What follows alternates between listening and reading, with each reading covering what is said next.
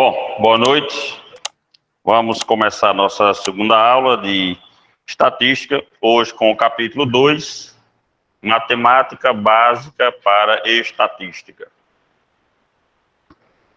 Isso quer dizer, já pelo nome do capítulo, né, que a gente vai relembrar algumas situações que a gente estudou um pouquinho mais para trás, ensino fundamental, ensino médio, porque dentro de estatística é necessário ter esse conhecimento de matemática. Não tem como se fazer estatística ou se trabalhar estatística sem ter o conhecimento matemático, né? Então, o objetivo desse capítulo, conceituar razão e proporção, identificar as propriedades das proporções, efetuar cálculos com porcentagem e aplicar os conceitos de razão, proporção e porcentagem na resolução de problemas. Eu já falei, existem alguns conceitos matemáticos que necessitam estar bem claros, porque são bastante utilizados na estatística. Razões, ou razão, né? A imagem a seguir já deixa claro aí que é muito comum se ver nas estradas brasileiras. Ela indica a velocidade máxima permitida em uma nova rodovia. Desculpa. A placa velocidade é um exemplo de razão matemática, representa a divisão da distância percorrida pelo tempo gasto. Então, 100 é a velocidade, né? 100 km barra hora. Então, é o limite de velocidade para que se percorra aquele caminho com essa velocidade, né? Razão matemática representa uma comparação, divisão ou relação entre duas grandezas. No caso da placa velocidade, as grandezas quilômetro e hora, representadas por km e h. Virando aí a página. Grandeza pode ser entendido como tudo que pode ser medido e contado. A altura de uma casa, o volume de água de uma piscina, o peso de um corpo, a quantidade de frutas em uma fruteira, entre outros, são grandezas. A razão é regida pela seguinte propriedade fundamental. Dados dois números A e B, nesta ordem, e com B diferente de zero, a razão entre eles é definida como sendo o quociente entre A e B, que podem ser representados de duas formas. A dividido por B, né, ou a fração A sobre B. Lemos A está para B, o A como antecedente e o B como consequente. Então é tipo assim, se for pegar aí em quilômetros por hora, a quilometragem antecede a velocidade permitida, digamos assim, que é a consequência limite, seria a hora.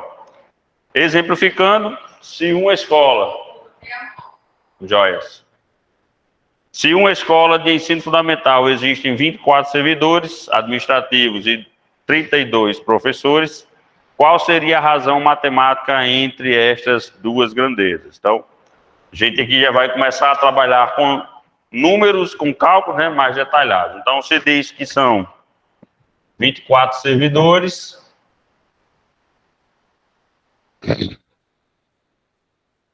e 32 professores.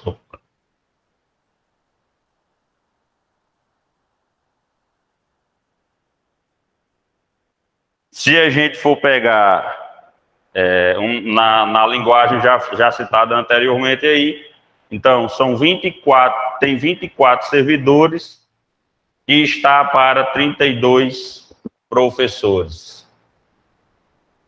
Então, só para dar continuidade aí, 24 para 32. Aí a gente vai começar a trabalhar com... A gente vai relembrar, né, assuntos que a gente estudou lá um pouco na escola, com a questão de simplificação, né? Que aqui não é diretamente você pode em si encontrar a divisão, um valor, digamos, que a gente vai trabalhar também com porcentagem, mas você pode, antes de fazer essa divisão, trabalhar com simplificação.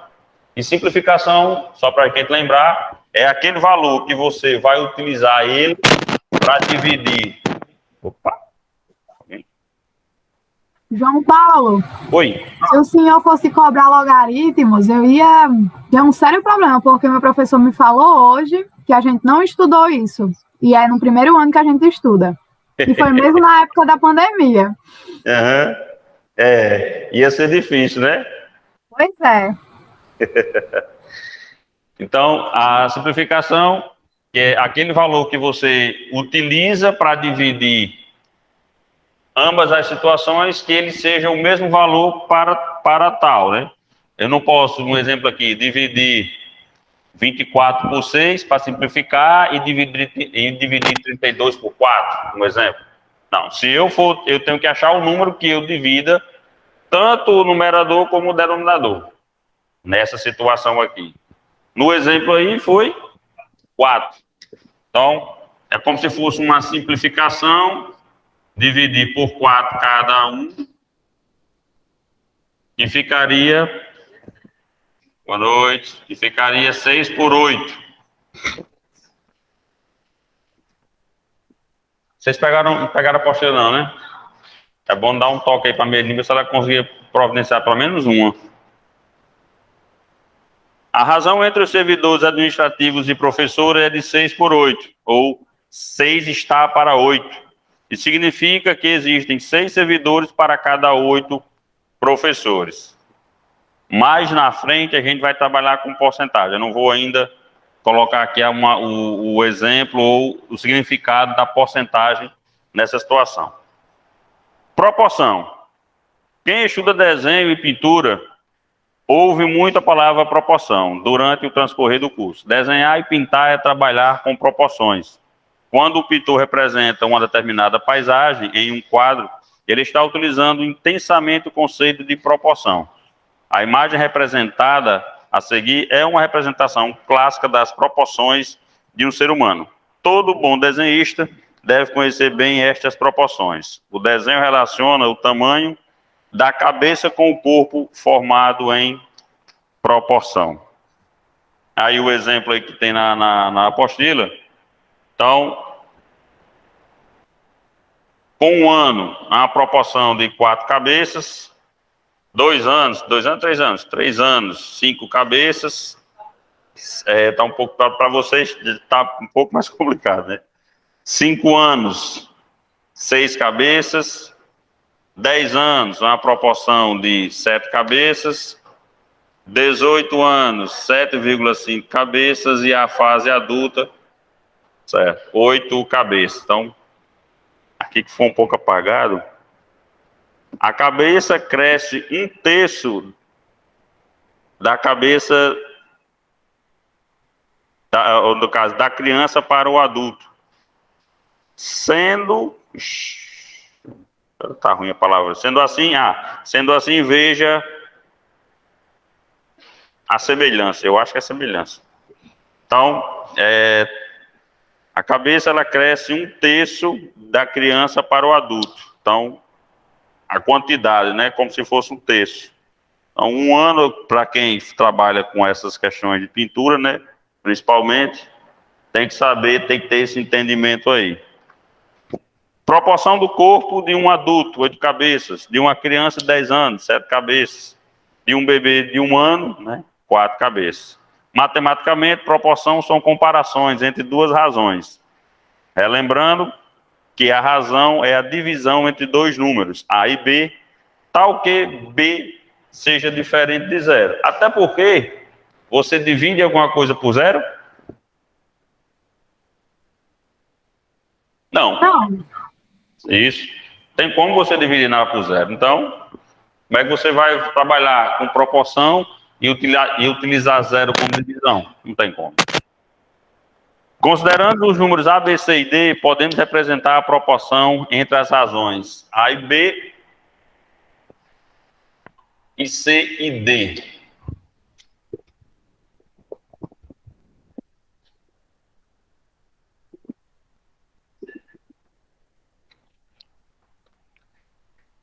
Quando coloca nessa situação A e B igual a C sobre D, quer dizer que A é extremo, D é extremo, B e C são meios, que também você pode representar além dessa situação de A está para B e C está para D, também pode ser a representação.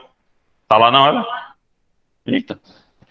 Pode ser representado que A multiplica D, que é igual a B, que multiplica C. Acho que quem lembra disso aqui?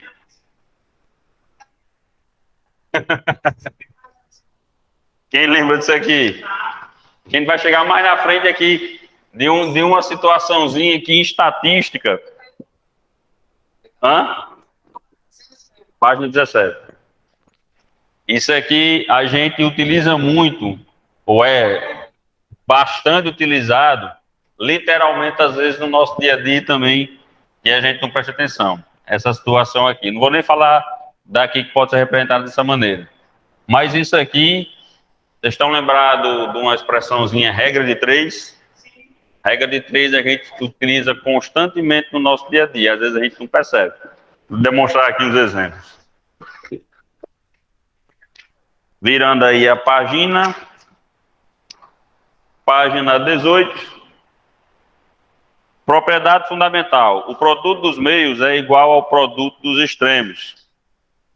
Propriedade das proporções, só para fechar a questão da propriedade fundamental. Sempre que houver essa situação, como eu já falei aqui, de regra de 3, você, para essa situação que a gente trabalha justamente na área de estatística, você não vai multiplicar isso por esse, nem isso por esse. Para a estatística, não. Em outras situações, você pode até utilizar. Lembra a historinha que eu falei da conta lá do Joãozinho? Ele usou uma conta matemática para encontrar um resultado que ele queria. Mas a regra que era para ter sido utilizado lá na conta não era certa, não era permitida. Então, para trabalhar com estatística, vai ser nessas situações a chamada regra de 3. Então, propriedades das proporções. Primeira, o produto dos meios é igual ao produto dos extremos. Então, já representado aqui. Segunda, a soma ou a diferença dos primeiros termos está para o primeiro ou para o segundo termo, assim como a soma ou a diferença dos dois números, dos dois últimos termos, que está para o terceiro ou para o quarto termo. Aí vai depender da situação. Paulo, pelo amor de Deus, o que é isso? Calma. A gente vai trabalhar uns exemplos aqui. Que faz tempo que a gente estudou isso aqui, né? Eu acho que isso aqui é assunto de nono ano, oitavo ou nono ano, por aí. Não temos exatidão, mas é mais ou menos isso aí. Então, para quem já, né, há uns aninhos que estudou na escola, né? Aí, para lembrar, é complicado, né? Terceira, a soma ou diferença dos antecedentes está para a soma ou a diferença dos consequentes, assim como cada antecedente está para o seu respectivo consequente. A exemplificação aí, A está para B igual a C está para D, pode ser representada A mais C dividido por A por B mais D, que é igual a A está para B.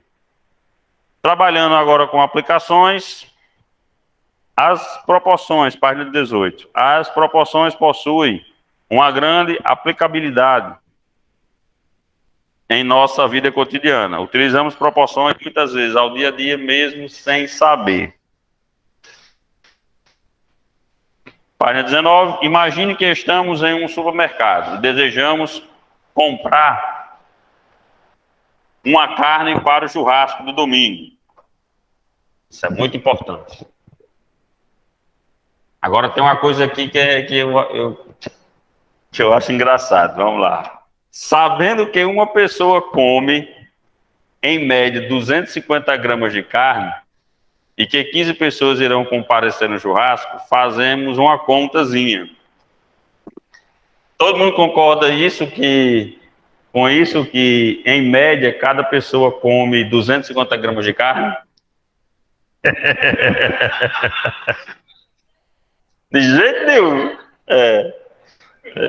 Ainda mais no churrasco, né? Se é no almoço, que você tem ali arroz, feijão, outras coisas, né? Que você mistura, pode até dar um miguezinho e ficar isso aí.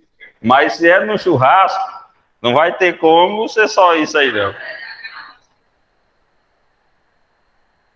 Aí tu preço da carne, com o preço que tá a carne, acho que vai dar até menos mesmo.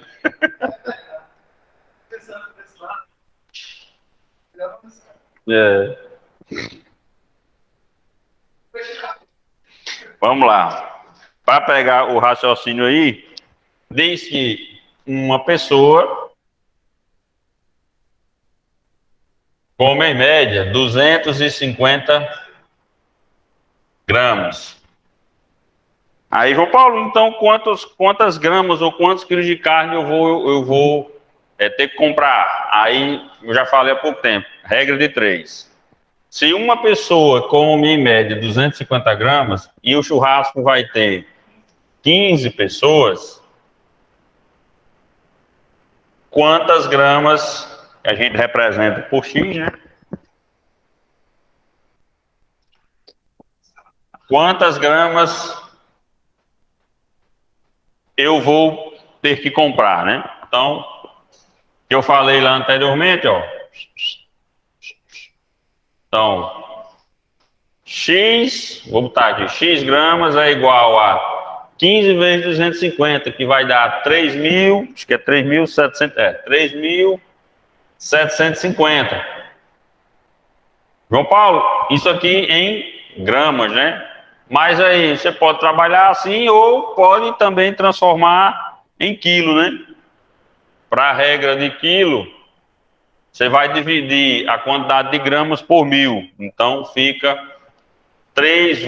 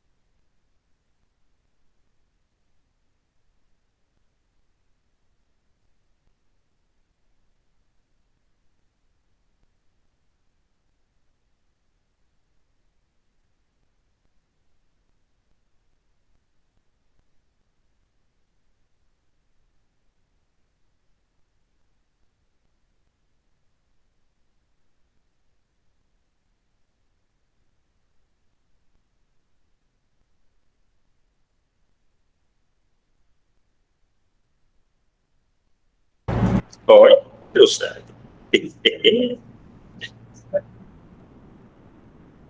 Ótimo. Tá bem que voltou.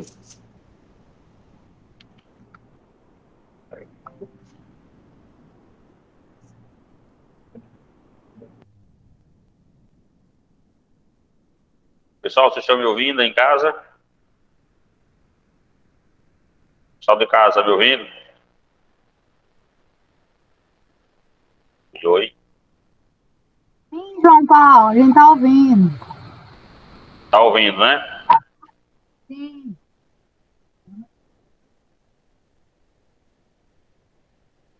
Vamos lá. Eu estava falando aqui, voltando, como a gente está trabalhando, vai trabalhar, digamos, com o quilo, então a gente pega a quantidade de gramas e divide por 1.000. Vai ficar 3,750 quilos, gramas, né? Quilogramas. Não. Voltando aí, se o açougueiro diz que o quilo custa R$ 14, continuamos nossos cálculos. Então, vai agora pegar essa quantidade de quilos e multiplicar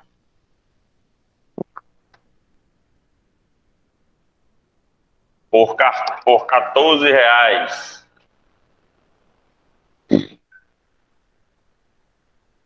Vai dar um valor de... Deixa eu só colocar aqui o valor exato e aquela questão lá de os arredondamentos, né? Que a gente vem trabalhando. Então, se eu pegar 3,750 vezes 14, o quilo aqui tá muito barato, R$ 14 um quilo de carne. Ah, que bexiga. Daria 52,5. Só que a gente está trabalhando com valor em real, então passa a ser R$ 52,50.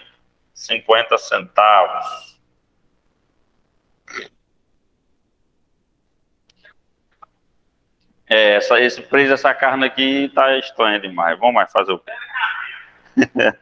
Este exemplo é tão continuando que não enxergamos a utilização das propriedades das proporções. Mas o que foi feito foi a aplicação da proporção entre duas razões. A questão de preço por quilo, ou preço e quilo, né? R$ 14 equivale a 1 quilo, X reais seria o valor total, digamos, a quantidade total correspondente a esses 3,750 kg. Então, faria uma contazinha ou uma chamada regra de 3 e daria esse valor de R$ 52,50. Às vezes não, em algumas situações, né, como tem aqui a gente já viu na apostila, existem algumas formas de você encontrar esses valores, e você faz a regra de 3. Você pode montar dessa maneira aí, ou pode montar dessa outra que eu fiz aqui. Não vai ter diferença no resultado, porque aí não vai alterar o valor final. Mas a forma que vocês quiserem trabalhar, não tem problema. Oi?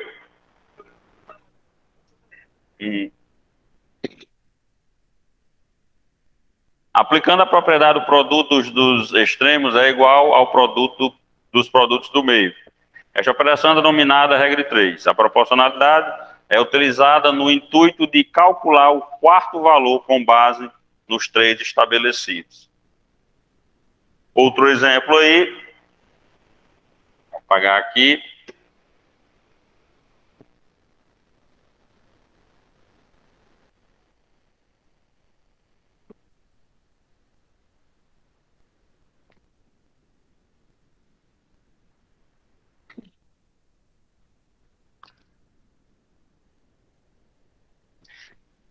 Se nos é informado que 14, 18, 84 e Y formam nessa ordem uma proporção, qual seria o valor de Y? Então, qual seria o número consequente a essa proporção? 14, 18, 84. Então, qual seria o valor desse Y aí, dessa proporção? Então, existem Primeiro, a questão de você montar. 14 é o primeiro, 18 é o segundo, 84 o terceiro e Y. Nesse caso aqui, Y, a gente não sabe quem é ele. A gente vai fazer essa regra de 3 para tentar encontrar. Nessa situação aqui, como nós não temos esse denominador aqui para a quarta situação, então o que é que se pode fazer? De novo, a questão da simplificação desses números que podem ser simplificados. Como eu não posso simplificar os denominadores, então eu vou ter que simplificar os seus numeradores, digamos assim. Então, se eu tenho 14 e eu não vou poder simplificar o 18, então, qual o limite máximo de simplificação que me dá um valor inteiro para o 14? Seria uma divisão. Então, 14, por isso que aqui a gente coloca 14 como se fosse dividido por 14. É igual a 84. Nesse caso aqui, nós temos que encontrar um número que, se utilizado, ele me dê um resultado inteiro. Como aqui o meu limite máximo, o meu número máximo de divisão, de simplificação foi o 14, eu vou replicar ele aqui também para essa situação desse mesmo numerador. Então, aqui eu vou simplificar por 14. Por quê? Se por acaso, né? É porque aqui no caso não ia dar, mas se fosse um 14, alguma coisa, eu não ia poder simplificar por 14, iria ficar um número mais quebrado ainda. Só que a questão da simplificação sempre tem que ser por um número que seja simplificado e que o resultado dele se torne inteiro, ou termine ele inteiro. Então, se eu utilizei 14 aqui, vou utilizar ele aqui e, nesse caso aqui, esse valor também é utilizado para simplificar 84, a resposta da simplificação, ou seja, da divisão desse número aqui, também tem que ser um número inteiro. Se por acaso aqui fosse um 13, um exemplo, aí eu ia simplificar 13 por 13, ok, ia dar 1, não ia ter problema. Mas só que aqui, se eu fosse simplificar 84 por 13, deixa eu ver quanto é que ia dar. 84 dividido por 13. Ia dar um valor quebrado, 6,46 e aí se vai. Então, nessa situação aqui, não ia poder utilizar. Ah, João Paulo, se fosse um outro número, teria que achar um número que você, para simplificar os dois, seria o mesmo número, e que o resultado da simplificação desse o número inteiro. Para dar continuidade aqui, então 14 dividido por 14 ficaria 1 por 18, que é igual a 84 dividido por 14 dá quanto? 6. E ficaria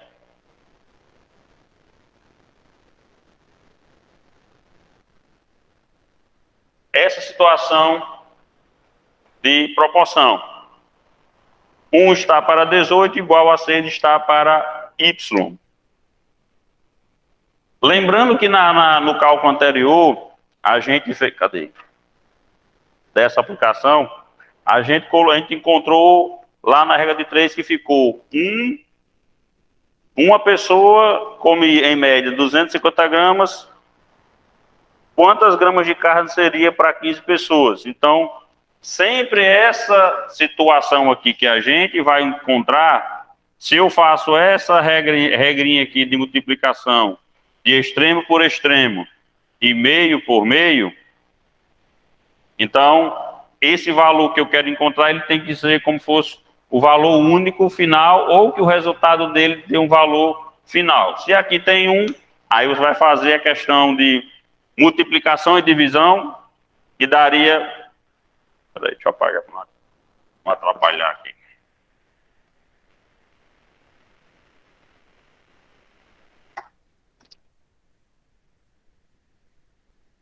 E daria Y é igual a 6 está para 18, correto? Pode me dizer alguma coisa aí? Seria isso? Oi? Não vi sua pergunta lá. Não, por isso que eu apaguei e perguntei a vocês se era isso aqui. Eu apaguei para perguntar a vocês se estava certo. Se a regra é essa daqui, ó, regra de 3, o extremo 1 multiplicado pelo extremo y fica y. Ou um y. Se é 1, precisa colocar o número 1 aqui. E você vai multiplicar o extremo, o meio 18, pelo meio 6. Então, 18 é como se fosse 18. Eu vou só botar aqui, repetir aqui. 18,6, y igual a 108, é? 108. Então, quer dizer que nessa proporção aqui, ou nessa aplicação, o número sequente, com consequência a 84, será 108. Hã? Eu vou dizer que eu falei lá desde matemática financeira. Vocês prestem atenção, eu boto aqui que é pra, às vezes eu boto as pegadinhas aqui que é para ver se vocês se tocam que vocês estão vendo.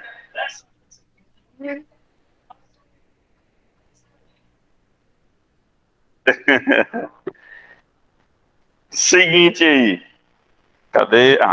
Este próximo exemplo mostra bem a utilidade das proporções em atividades do dia a dia.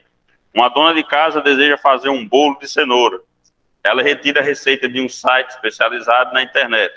O nome do site é Tudo Gostoso. Ingredientes: 8 porções para fazer um bolo que renda 8 porções ou 8 fatias, 8 pedaços, digamos assim.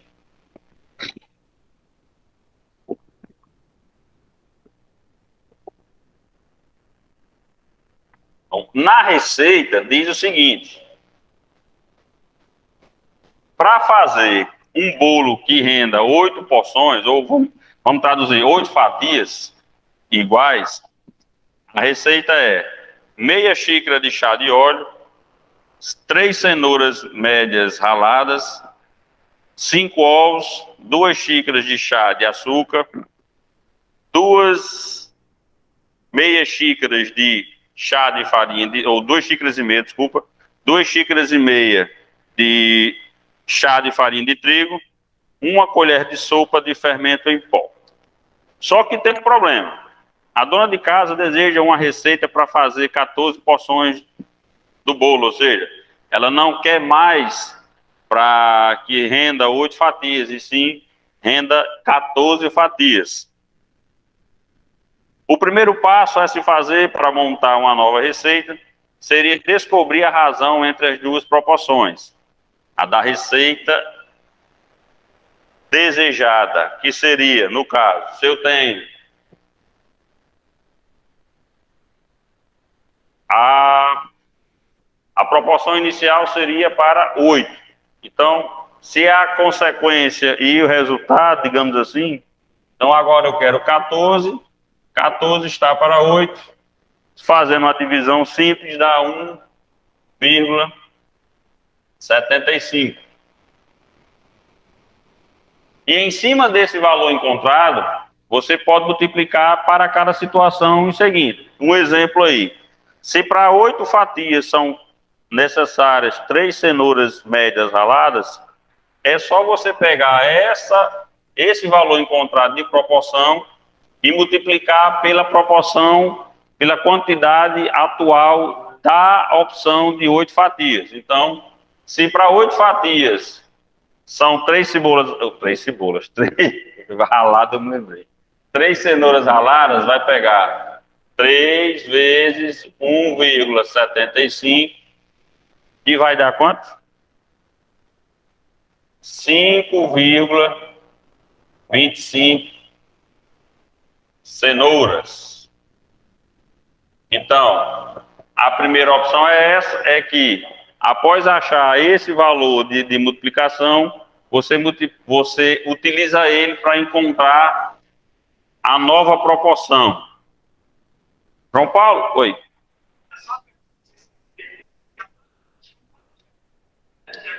Isso.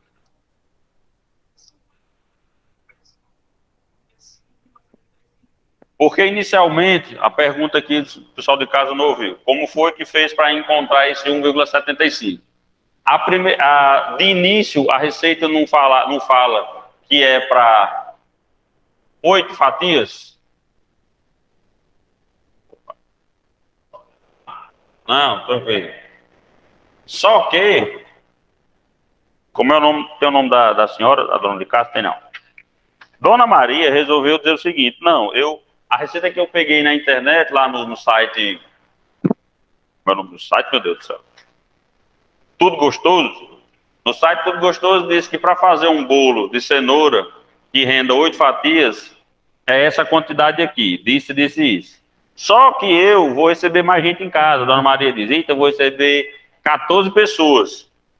Como é que eu vou fazer uma quantidade, quais as quantidades necessárias com base nessa receita que eu vou ter que aumentar para fazer um bolo que dê as 14 fatias.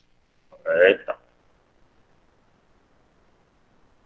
Você vai pegar digamos, o resultado final, a proporção final que você quer, dividido pela proporção inicial. Então, digamos, João Paulo, eu não quero agora, vou mudar aqui esse cálculo. Digamos que agora eu quero fazer esse mesmo bolo para 20 pessoas. Ou, 20 pessoas não. Isso dê um resultado de 20 fatias. Eu vou pegar a proporção final que eu quero, que é 20, dividido pela proporção inicial que eu tinha com base na receita, que são 8. 20 para 8, vou ver eu quebrar aqui que vai dar.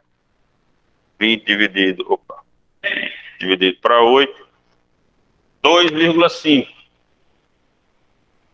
Então pronto, 2,5. Na receita inicial, que diz que é necessário 3 cenouras.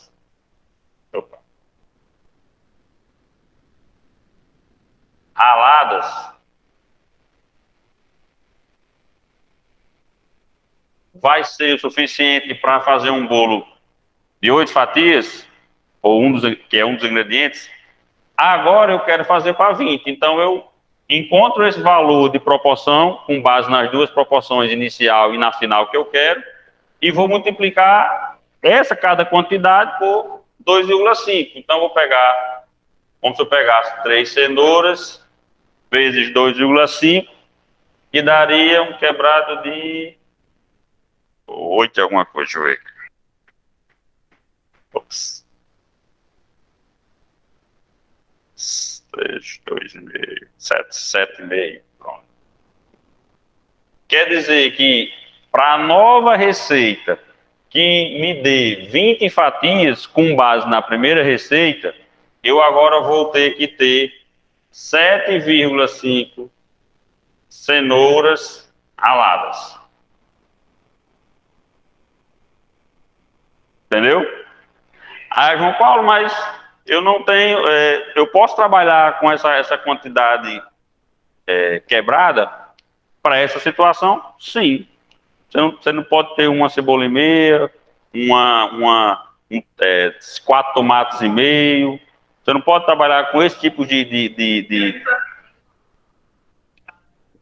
Isso. Voltando aí para o exemplo, nós achamos... Oi.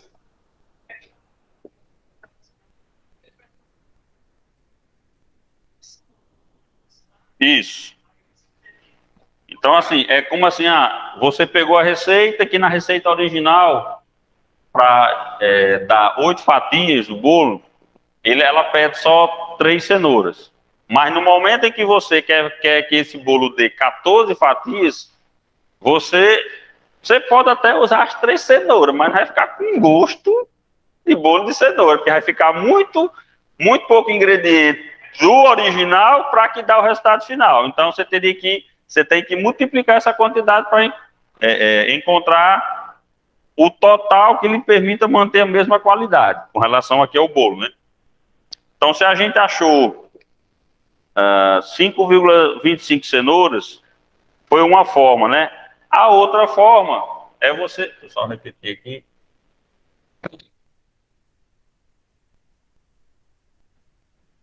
A outra forma é você manter a proporção de 14 está para 8, onde 14 representa um valor ainda que você não sabe a quantidade final, e 8 fatias corresponde ou necessita de 3 cenouras. Você pode fazer também essa, vai dar resultado mesmo. Então 8x, 14 vezes 3 dá 42, onde x é igual a 42 dividido por 8, x é igual a 5,25. Você pode usar ou aquela outra forma, anteriormente, dividir aqui, encontrar o valor, depois multiplicar por ele, ou fazer diretamente uma regra de 3 como essa. Fizemos cenoura, vamos pautar aí só o exemplo da cenoura. Vamos fazer de outro ingrediente aí.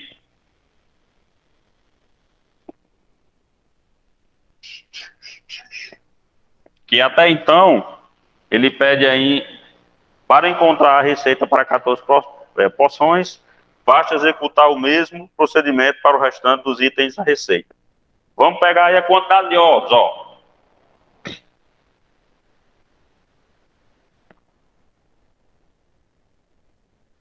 Para o bolo de cenoura,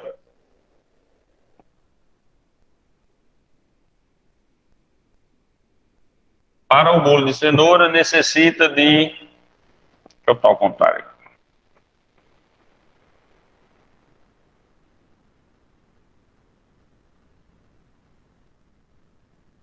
Para o bolo de cenoura que renda 8 fatias, é necessário de 5 ovos. Qual a quantidade de ovos necessária para que ele renda, 14 fatias? Eu vou colocar os mesmos cálculos aqui. 14 para 8 dá 1,75. 75? No caso aqui vai pegar 1,75 multiplicado por 5 ovos, que vai dar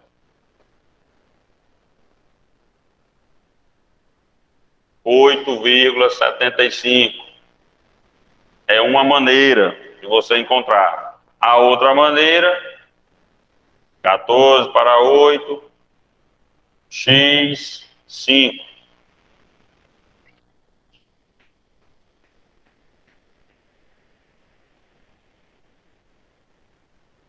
Opa. 42 não. 10, 50, 70. 70 dividido por 8, x vai dar igual a 8,75. As duas formas de você encontrar. Então, nessa mesma receita, para aumentar, para que dê 14 fatias, você vai ter que utilizar agora 8,75 ovos. Então, Paulo, eu utilizo essa quantidade? Não. Tem como você utilizar 8,75 ovos? Não. Aqui você pode trabalhar com arredondamento. Número fechado. Você não tem como trabalhar com um ovo e meio. É muito difícil você conseguir isso. Então, trabalho com arredondamento. 8,75 se eu não trabalho com um valor quebrado. Se após a vírgula tem um 7, você tem que arredondar o anterior, né? Aumentar, no caso. Então, o 8 passa a ser 9. Então, trabalhando com valores inteiros com relação à quantidade de ovos, então teria que utilizar 9 ovos para que dê um bolo de 14 fatias. Entendido? Pessoal de casa aí, tá dando certo?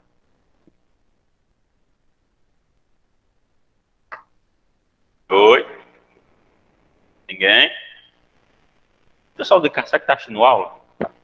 Tá fazendo uma pegadinha, né? É isso, João Paulo. Só basta ameaçar que responde logo. Não, mas eu não troco aula presencial por aula online, não, viu? Sinceramente, Não entendi, repita, Reila. eu não troco aula presencial por aula online. Renata. 2,5, porcentagem. A imagem a seguir demonstra como o conceito de porcentagem está presente em nosso dia a dia. Toda vez que entramos em uma loja para comprar ou pagar um carnê atrasado, estamos exercitando o conceito de porcentagem. Tem lá uma placa do tamanho do mundo. Calçado, 50% de desconto. Menino, isso a mulher fica doida.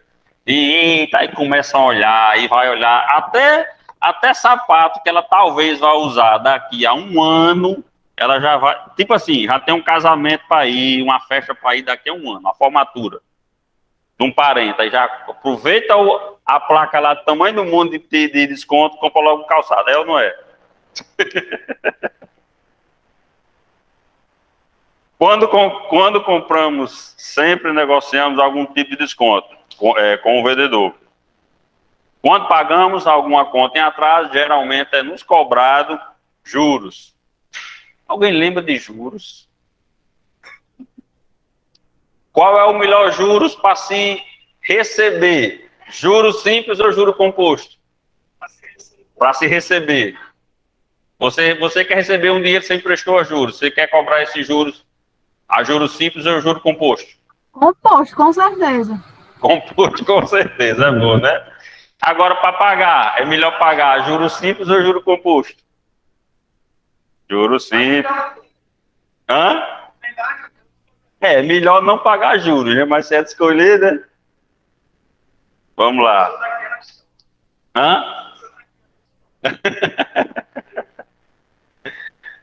E tanto o desconto quanto os juros são expressos como porcentagem. À vista, tem 15% de desconto, exemplos aí.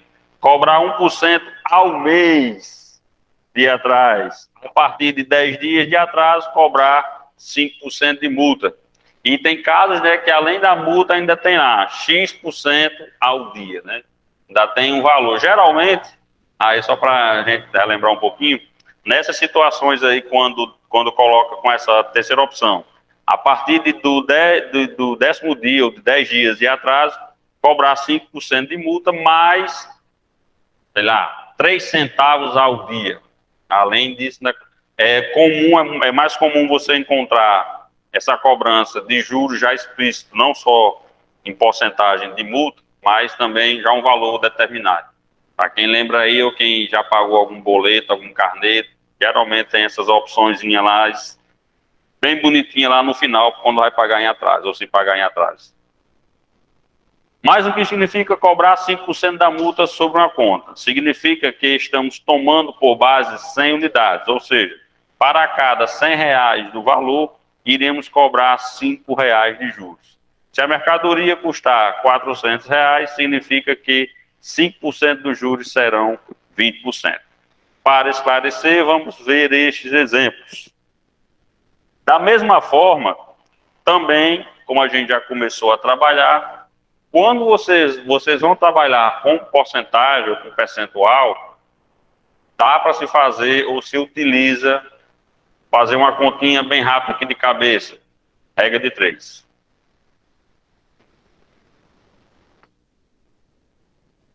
Exemplo, o botijão de gás da cozinha teve um aumento de 12%. Significa... Acostumado. Significa que em cada R$ 100 houve um acréscimo de 12. O cliente recebeu um desconto de 20% sobre o valor total da compra. Significa que em cada R$ 100 foi dado um desconto de R$ 20. Foi.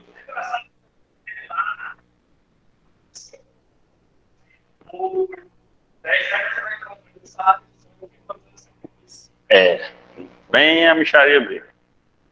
Dos jogadores que jogam no Barcelona, foi longe, 80% dos craques significa que, 80% são craques. Significa que a cada 100 jogadores que jogam no Barcelona, 8 são craques. Tá um timão mesmo. Não é não? Só tem craque nesse time. Não é isso? Podemos perceber que o conceito de porcentagem é muito utilizado, principalmente nas áreas de economia e finanças, sendo utilizado para expressar índices financeiros, capitalizar empréstimos e aplicações, taxas de juros, inflações, deflações, entre outros. Porcentagem ou razão centesimal são as razões cujo termo consequente é igual a 100. Representamos a porcentagem através do símbolo bonitão aí. A porcentagem ou porcentagem do latim percentum significa por cento a cada centena. É uma medida de razão com base 100. É um modo de expressar uma proporção ou relação entre dois valores. Um é a parte e o outro é o inteiro. A partir de uma fração cujo denominador é 100, ou seja, é dividir um número por 100. Pegando lá o exemplo lá de trás, do 2.1, se uma escola existe 24 servidores e 32 professores, 24 servidores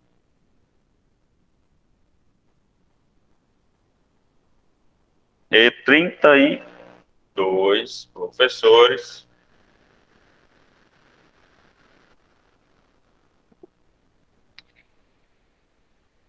a razão entre os servidores e professores é aquela, né? Primeiro a gente vai à questão da simplificação, mesmo valor divide os dois, ficaria 6 e 8.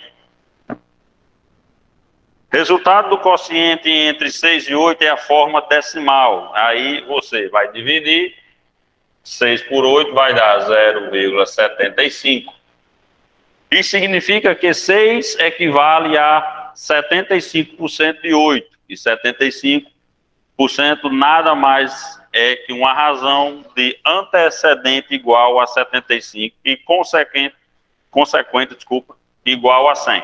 João Paulo, mas aí está 0,75. A gente já trabalhou lá em matemática financeira a questão de porcentagem. Quando a gente quer trabalhar encontrar um resultado e aquele resultado ele é em porcentagem ou vai ser em porcentagem, o que a gente faz aqui? Multiplica por 100, então fica 75. Por isso que fica 75%. Esta relação é chamada de razão centesimal. Reforçando aí sobre o conceito de razão centesimal. Exemplo, em uma escola o salário dos professores é de R$ 2.500. É salário bom.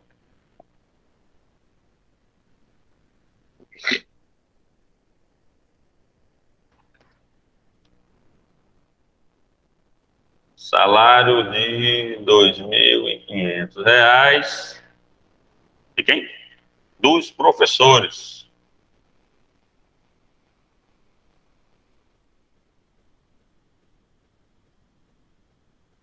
E dos servidores administrativos, 1.300.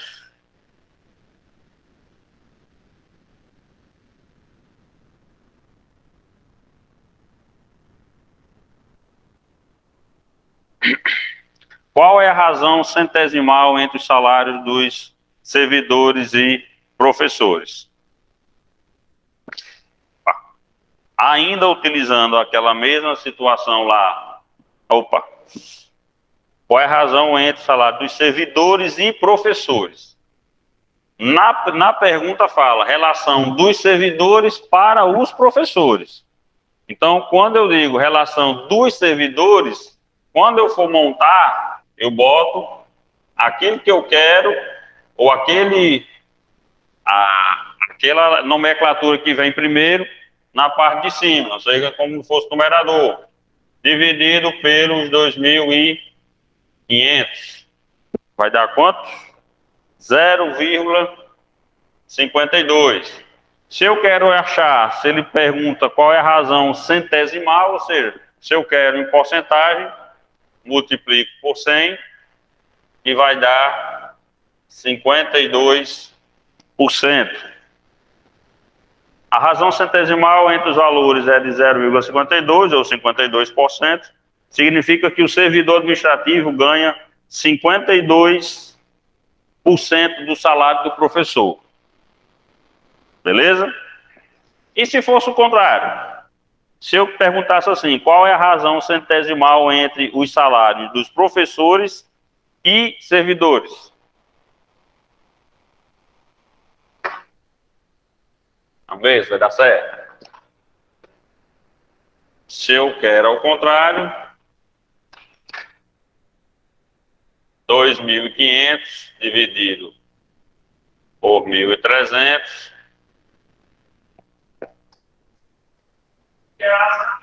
Isso. 2.500 dividido por 1.300. 1,92.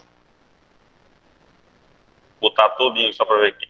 30, 76, 92. Se eu quero o resultado em porcentagem, multiplico isso aqui por 100.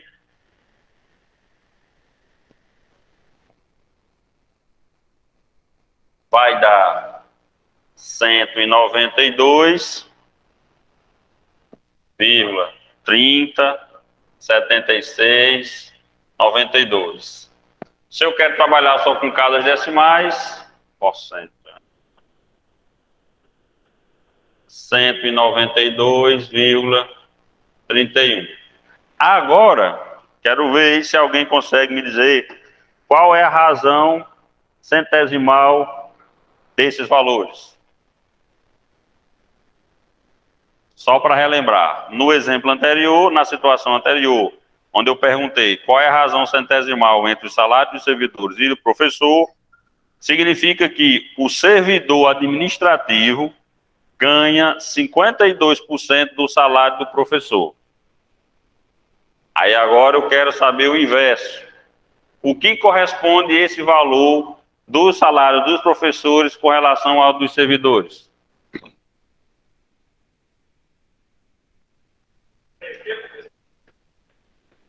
O que corresponde o ganho de 192,31% que a gente encontrou com base nos salários dos professores em relação aos servidores? Qual é a razão?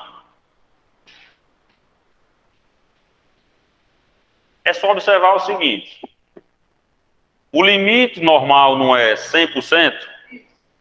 Então, se eu encontrei um valor a mais de 100%, eu vou subtrair aqui menos 100.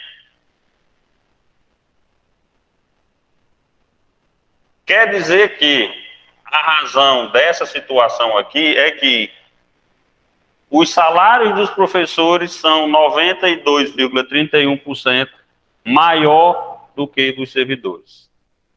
Ou do servidor, digamos assim. Entenderam?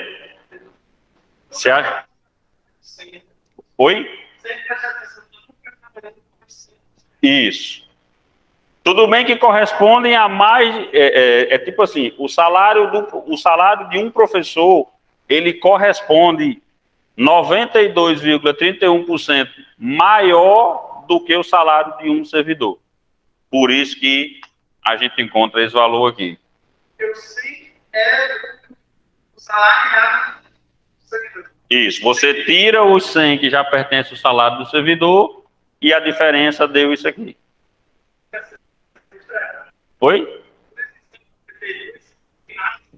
Até porque, ó, só uma continha rápida, um raciocínio lógico do salário. Quanto é que ganha um servidor? 1.300. Se eu multiplicar por 2, eu vou estar aumentando ele 100%. Então ele passaria para 2.600. Aí é só você pegar 1.300 mais 92,31%, você vai encontrar 2.500 e não os 2.600. Show? Entendido? Mas... Assim, especificamente, eu Vá marcando aí. me lembro da passada. Cansado,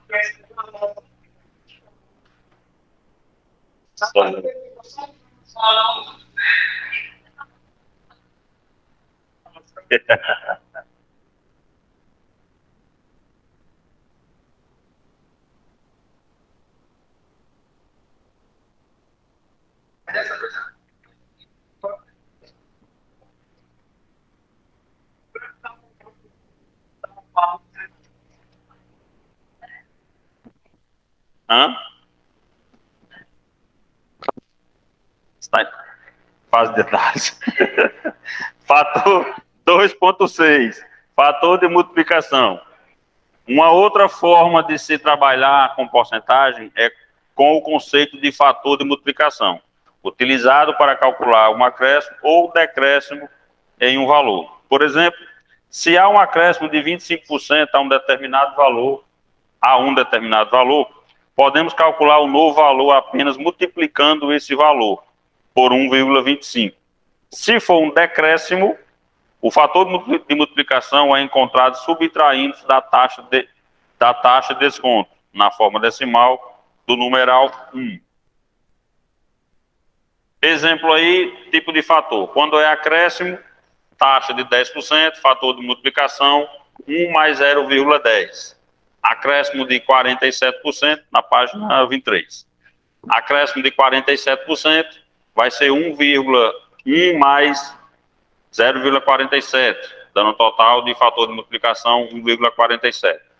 Se é um desconto de 10%, 1 menos 0,10, vocês estão entendendo por que é 0,10 e 0,47, não é? Só para lembrar, está 0,10 e 0,47, porque se a taxa é 10%, eu divido por 100. Se está 47%, também divido por 100. Lembre-se, quando você vai trabalhar com valor, você tem que dividir, no caso, ou multiplicar por 100. Nessa situação aí é dividir por 100 para transformar em valor. valor, né? Bota no decimal. Mais aquela porcentagem, isso mesmo.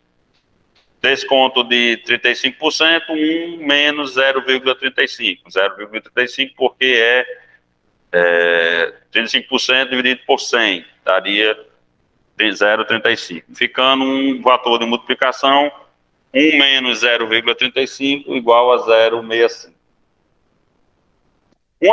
Exemplo, né? 3 exemplos para a gente trabalhar isso aí. Vamos fixar esses conceitos com 3 exemplos. 15%. Então, já de cara aí, só relembrando, já que a gente vai trabalhar com valor, por isso que ele está 0,15, porque ele foi dividido por 100. O exemplo é, uma televisão é vendida em até 3 prestações mensais e iguais, totalizando o valor de R$ 680.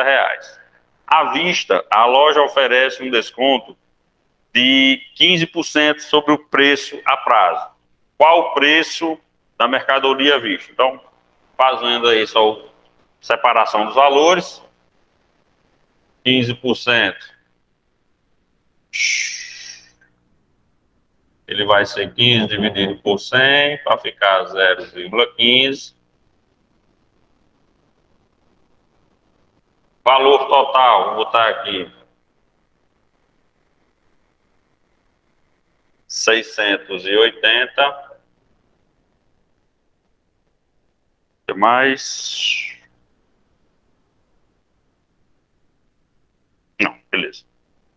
Repetindo, a televisão é vendida em até 3 prestações mensais iguais, totalizando o valor de 680. À vista, a loja oferece um desconto de 15% sobre o preço a prazo. Qual o preço da mercadoria à vista? Então, a regra é o seguinte, ó, só olhar para a tabelazinha. Se é desconto, vai ser sempre 1 menos o percentual dividido por 100.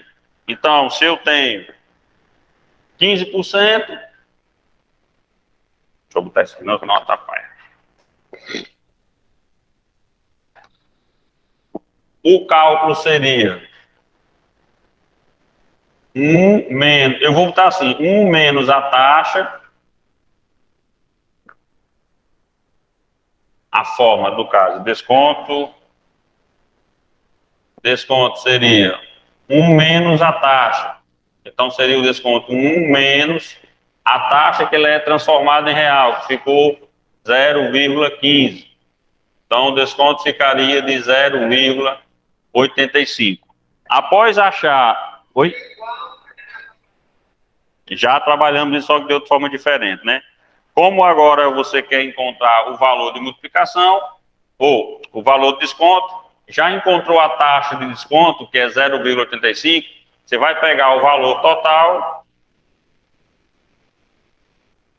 680, e multiplicar por 0,85, ficando um valor total a ser pago com desconto de R$ 578.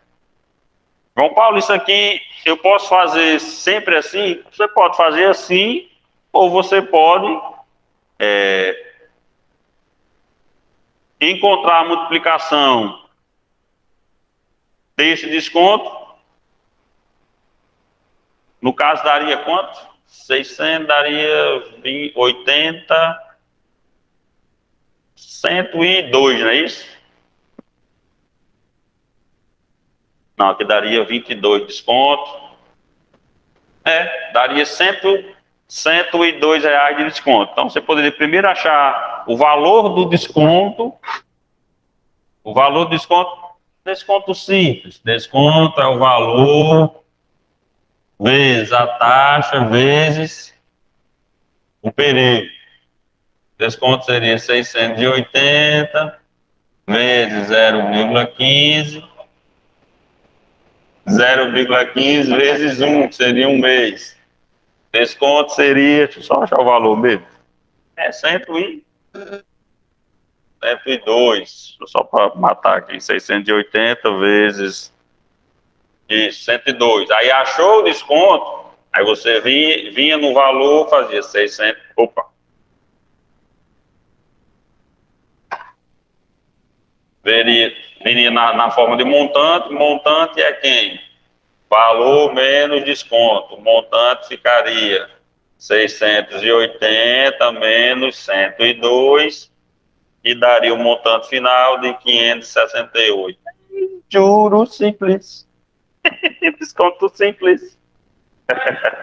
Dá para lembrar da disciplina anterior.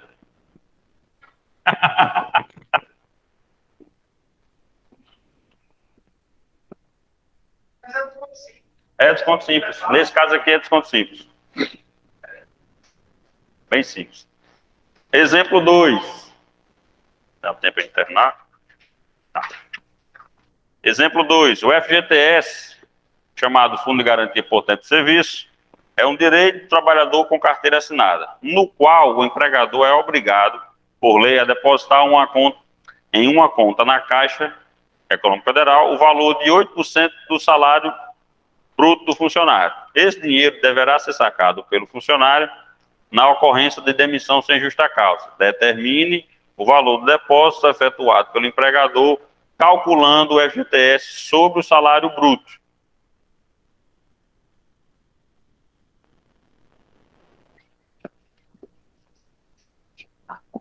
Era para ter pagado.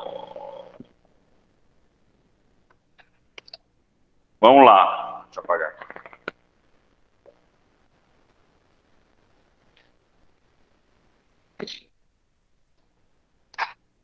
%, utilizando a razão centesimal, vai ser 8%, 8 dividido por 100, vai dar 0,08.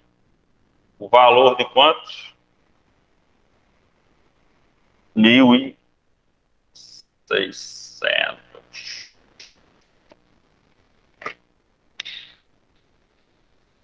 Pergunta: determine o valor do depósito efetuado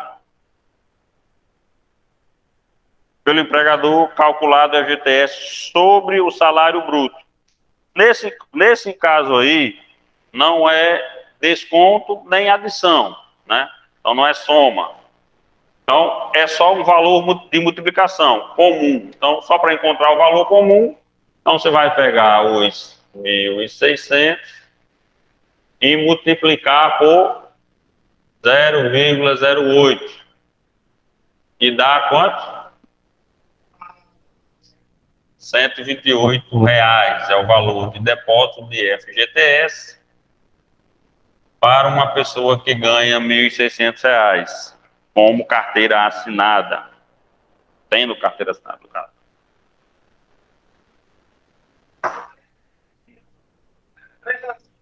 Isso.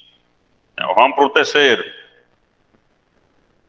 Uma escola de ensino médio com 560 alunos, 120 utilizam bicicletas como transporte. Expressa em porcentagem a quantidade de alunos que utilizam bicicletas. Aqui não tem, assim, não tem, precisa de uma conta muito enorme, não. É a chamada, digamos assim, regra de 3, né? Se eu tenho 560 alunos, o total é 560, e isso corresponde a 100% daquela população. E eu quero saber, 120 corresponde a quantos por cento? Quantidade de aqui, alunos, deixa eu botar aqui, alunos.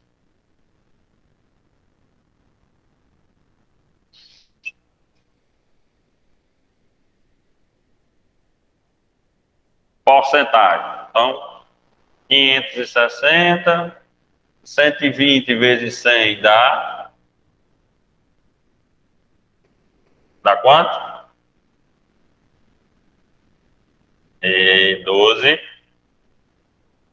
12 mil.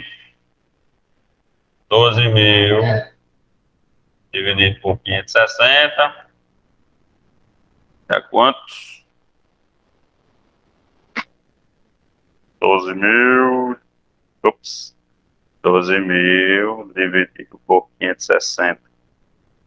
21,42,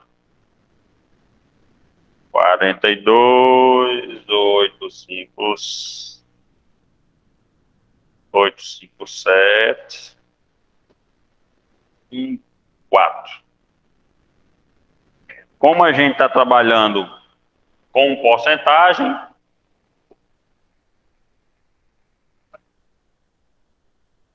eu vou ter que arredondar isso aqui, ficaria quanto?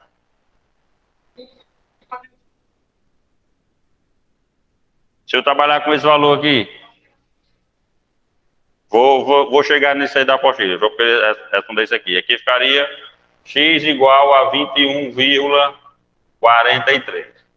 Pro Paulo, por que na apostila tem... Opa, tá aqui o porcentagem. Por que na apostila está assim? 21,48. Porque na hora de montar, aqui, na hora de fazer a montagem aqui, eu fiz de maneira diferente. Pode ser essa? Pode, mas também pode ser a questão de razão e proporção. Isso. Que a razão vai ser o quê? Alunos e porcentagem.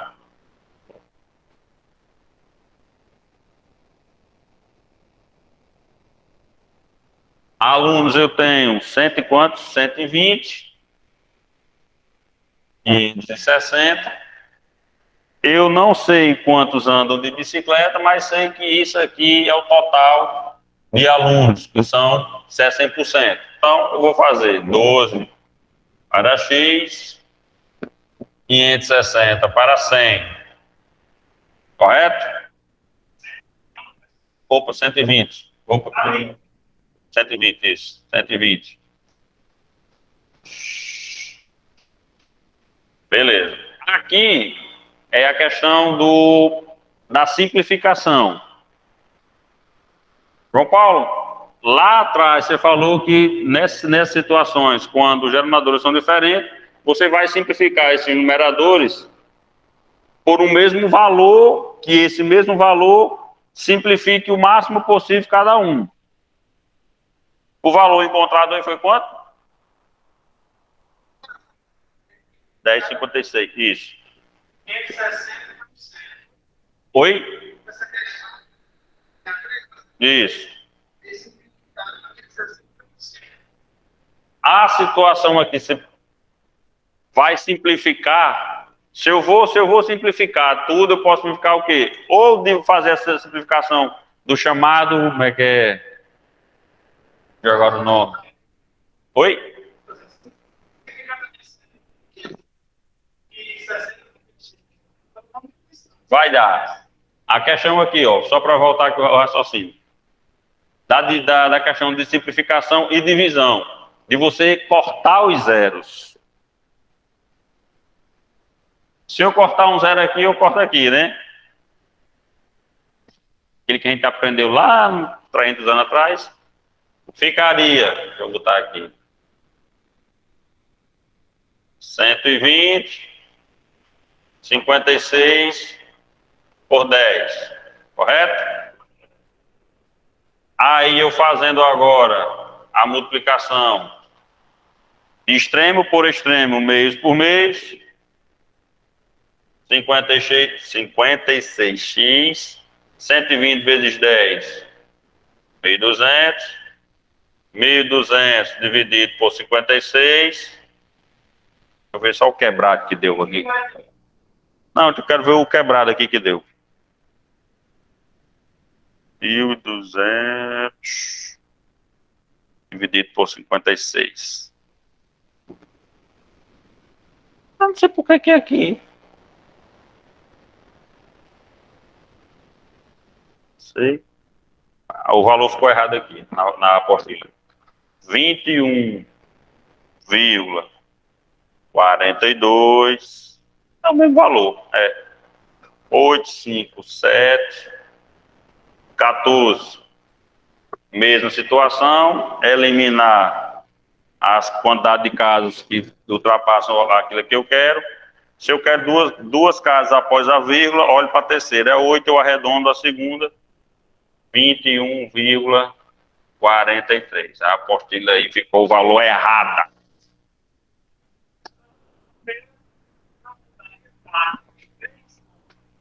Por isso que eu disse, existe essa forma que eu fiz aqui, regra de 3 mais simples. Essa aqui de você montar a razão e proporção.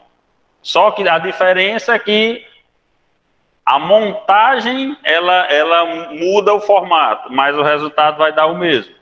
Porque aqui, ó, aqui inicialmente eu montei como uma regra de 3 simples.